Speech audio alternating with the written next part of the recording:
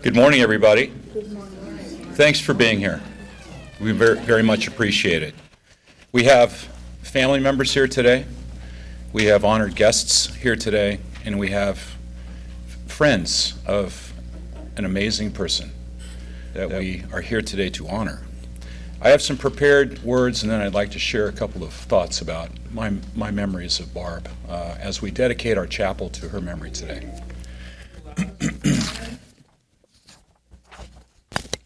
Today at the Springs at Veranda Park, we gather to dedicate our chapel to the memory of the Reverend Barbara J. Haddon. Our chapel is a symbol of unity, faith, and the enduring spirit of our community. In fact, our chapel is more than just a room in our building. It's a sanctuary for all of us. It's a place for reflection, prayer, and finding solace in our shared beliefs. In this sacred space, residents, family, and friends all come together to celebrate life's blessings and find strength during challenging times. As we dedicate our chapel today in Barb's memory, let us remember the countless individuals whose lives she touched over the course of her life's work in memory. May this chapel be a place of love, support, and spiritual growth for generations to come. Let it also serve as a reminder that in every season of life, we have a place to turn for peace and solace. Thank you all for being a part of this significant moment in our community's history. It is my sincere hope that the Barbara J. Haddon Memorial Chapel will bring comfort and inspiration to all who enter its doors. Now, a little bit about Barb.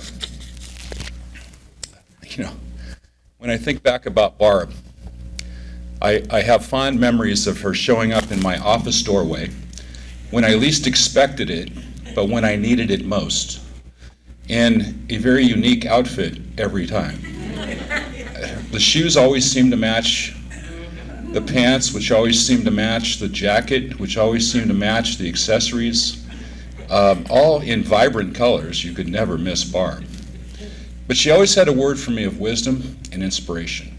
She always took a minute out of her day to contemplate that maybe my day wasn't going as well as intended. And again, it was very interesting to find that she always seemed to appear when I needed her most. She'd come in, she'd close the door, and she'd give me inspiration and hope. And I can tell you how much it meant to me. It touched my heart, touched my life. And that's really why we're here today, to honor her and to honor her memory. We have a couple of guest speakers today. We have her pastor, who was very inspirational in many ways in the teachings and in the belief system that he fostered in communicating to folks in need and folks that needed a helping hand, again, when they needed it most. We also have Bob, who's going to share a few words as well about his late wife. Adrienne Eck, I want to thank her for putting this together. She coordinated the visuals and also provided some signage, because after this dedication ceremony, I'd like you all to take a walk to the chapel with me. I want to kind of breathe in the essence of why we're here. And again, I appreciate everyone coming together on this Friday morning to pay tribute to one of the most amazing women I've ever met. So, Bob? And I was concerned it might be self-promoting for me to describe Barb and her contributions in my own words. So I decided I would go through the many cards, letters, and tributes that I received from family, friends, and colleagues who were closely associated with Barb during her career, and use their words to describe her. The descriptions that you read in the Veranda Voices and some of what I say today came from them. Now let's proceed. Some of you know that Barb's motto was, "You can fly, but that cocoon has to go." An explanation, a quote from Barb. "It is said that life is what happens when you are making other plans. I would submit that life is what happens when you are listening, watching, and open to the God of surprises." Now the story behind the quote, again in her own words. There was a phone call in the middle of a spring afternoon telling me that Bob was in the emergency room at the Air Force Academy, incoherent and unable to speak. He was air evacuated to the military hospital in Denver. And surprise, as I followed in one of his colleagues in a car, I felt the Holy Spirit surrounding me with a quiet and comforting presence. Obviously, he recovered. A second surprise was that I was propelled into seminary. I thought, for a Christian education degree. Surprise. I was challenged to seek the Master of Divinity degree, and with it, ordination. Barb first felt the urge to be a minister when she was 12 years old, but was dissuaded by her mother, who declared that it was no job for a woman. Her mother was on the session and the personnel committee of the church and knew what a tough job it can be. The second time Barb heard the call was when she was a sophomore in college. She inquired of the Board of Education of the then Presbyterian Church USA and was told, quote, "We have found that our divinity program turns out excellent ministers' wives." And encouraged her to seek another profession. However, she never lost her desire to serve the church. And when I became ill at the Air Force Academy, she naturally wrestled with the thought that she could be left alone with two young daughters. She had been a special education teacher, and that was always open to her. But the church had continued to be a major part of her life, and she now saw an opportunity to pursue the dream of that 12-year-old girl. She decided to enter Ida School of Theology in Denver, requiring a commute of approximately 110 miles round trip. Remembering the advice that she received from the church years ago, seeking a degree in Christian education seemed the safe way to go. Surprise. When reviewing the results of a personality profile, she was advised that she would not be satisfied with a career as a Christian educator. She needed to go all the way to ordination. Barb knew that she wasn't ready the first two times she heard the call. She recognized that she did not yet have the maturity and life experience to have the strength both to accept the call and then to enter a male-dominated career field without being intimidated.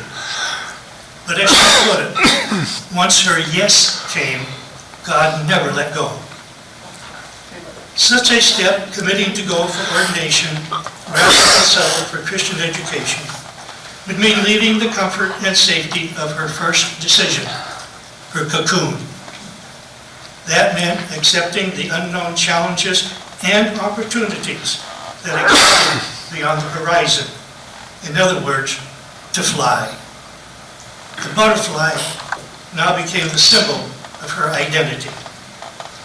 That decision has proven to be of enormous benefit to all who knew her. As her granddaughter put it, she walked in the light of a higher faith and spread that grace and endless love with every gentle touch of her butterfly wings. The Barb that you know is the Barb who left that cocoon. We have no better example than Barb, the spontaneous, extravagant, thoughtful generosity. The sincerity, warmth, and specialness of her smile is her legacy to all of us. We will be forever grateful for her amazing life. Thank you, Barb. We love you. Now I'd like to introduce Mary Richmond, who is Barb's pastor and colleague.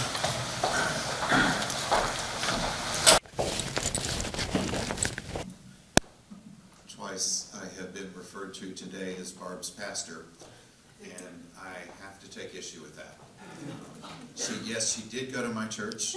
Yes, she did hear many sermons, and yes, we were colleagues in many ways, but she was as much my pastor as I was her pastor. From the time we first met, Bob was on the search committee, and the first time I was interviewed in person was at their house. And Barb was not. She was listening to what was going on. And Later, she pulled me aside and she said, I really think God is calling you to this church. And something says, I really think God is doing this. I tend to be a little skeptical because too often it's what they want to see happen and not necessarily what God wants to see happen. Or if somebody says, Jesus told me, and I'm like, are you sure? But when Barb said it, it gave me a sense of stability. And when she said that, I was like, I am going to be here. I just knew that. When I say she was my pastor as much as I was her, there's a verse in the Bible that says, iron sharpens iron. And when I needed a pastor, she was always there for me. But it wasn't just for me. Time and time again, I would run into people, parishioners, other pastors in the community, and Barb's name would come up, and they would say something like, I was going through a really hard time, and Barb spent a lot of time with me helping me. I used to meet with Barb once a week, and it was so meaningful for me and helped nurture me along. And I know when I had things that I had to talk about, and not things that our congregation needed to know, but I just needed to have someone to listen to me, Barb was always there. He was always there. At her memorial service, I referred to the parable of Jesus feeding the 5,000. It was one of the verses she wanted read. And I said, Barb was like that bread, like those fish, that it seemed like Jesus was reaching into her life and pulling out more and more. Volunteer activities are probably too long to be mentioned anywhere. But even longer lists would be her connections with other people. She has touched so many lives. So many lives. Sometimes in just small ways. That smile that she had, those color-coordinated outfits. She was just a pleasure to be around. And there's a lot of people that she put her spiritual arms around them and held them as they talked about things that were really important in their life. She has impacted so many people.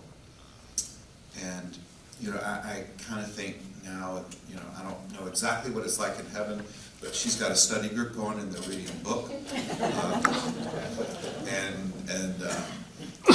Whereas before, she would see Jesus in her prayers. Now, she sees him face to face. Whereas before, she reached out to serve God in all the ways possible. And I am so glad, along with many others, that she went through all the challenges it took to become a female pastor when she did. Because if she had gotten away from the ministry would have been a lot poorer. She changed people's lives. And if that's not the best thing you can say about someone, I don't know what is. She moved people. She touched them. She loved them. And we love her. And we still miss her, but I'm so glad that the chapel is being dedicated here. I'm looking forward to going and seeing it. And I hope that as we're there, you could share memories of what Barb was like for you. Times when Barb was there for you. Times when she made you smile. Times when she made you think.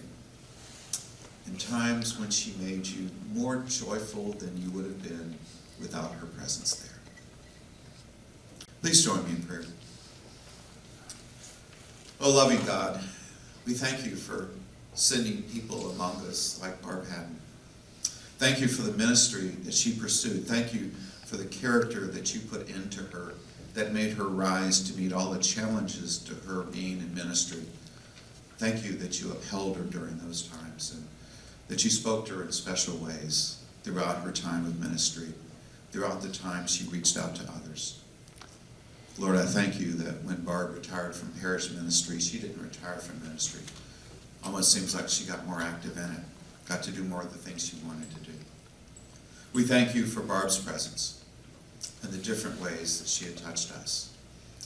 And pray and thank you, we commend her to you in your love, now and forever. Amen.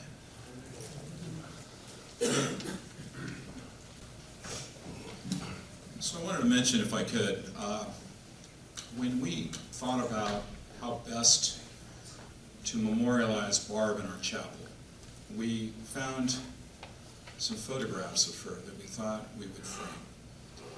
However, below that, and I was touched by this at the moment of her celebration of life, as I am today, her granddaughter Sedona wrote a very eloquent yet appropriate representation of what Barb's life meant to her.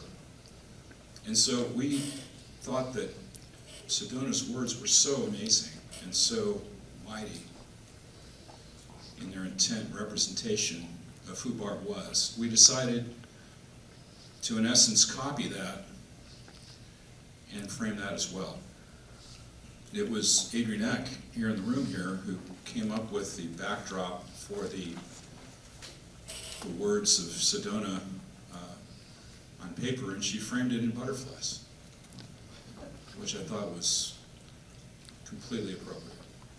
Below that, we have a small little plaque to, in essence, memorialize this day and dedicate it to her memory, as well as a binder that Bob has put together with some of her very impactful sermons that she spoke the truth over the course of her ministry. So, at your convenience and certainly at your leisure, I would love to show you our chapel. I'd like you to, again, breathe in the essence of Barb and her influence and how she's touched all of our lives in an amazing way. We'll be forever changed for having known her. So thank you very much for being here. We have some light refreshments and a couple of things to nibble on, and feel free to join us for lunch afterwards. The chapel, unfortunately, is on the other side of the building, but it'll be a nice hearty walk for all of you, and there are signs on how to find it. Thanks again for being here. I appreciate it very much. It means a lot to me, and it certainly means a lot to Barb's family, and her husband. And I appreciate your words about she was as much a pastor to you as you were to her. It's very impactful to me to hear those words. So thank you very much for being here. Thanks again, and have a great day.